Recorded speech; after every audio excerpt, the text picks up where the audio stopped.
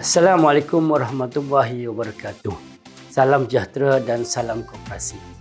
Sambutan Hari Koperasi Antarabangsa merupakan pengiktirafan kepada sumbangan besar gerakan koperasi dalam pembangunan ekonomi dan sosial masyarakat di seluruh dunia. Ia juga menjadi kesempatan untuk kita menghargai peranan yang dimainkan oleh jutaan anggota koperasi yang sentiasa komited dalam memperkukuh gerakan koperasi di negara masing-masing. Di peringkat Malaysia, koperasi telah berkembang menjadi antara komponen penting dalam pembangunan sosio-ekonomi negara.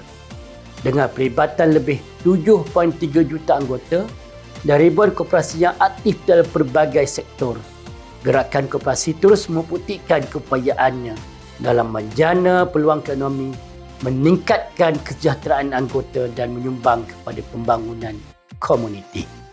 Lebih bermakna lagi, sambutan Hari Koperasi Antarabangsa pada tahun ini turut diraikan bersempena Bulan Koperasi Kebangsaan yang menghimpunkan pelbagai program dan aktiviti di seluruh negara.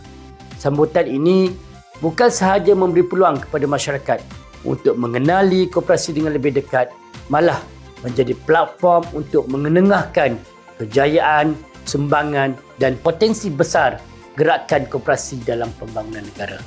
Saya berharap sambutan pada kali ini akan terus meningkatkan kesedaran masyarakat terhadap peranan koperasi serta menarik lebih ramai golongan muda untuk melihat koperasi sebagai platform yang mampu menjana peluang, membina kerjaya dan menyumbang kepada pembangunan negara.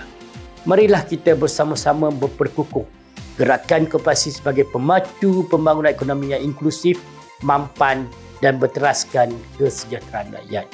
Akhir kata, selamat menyambut Hari Koperasi Antarabangsa dan selamat menyambut Bulan Koperasi Kebangsaan pada seluruh warga koperasi Malaysia.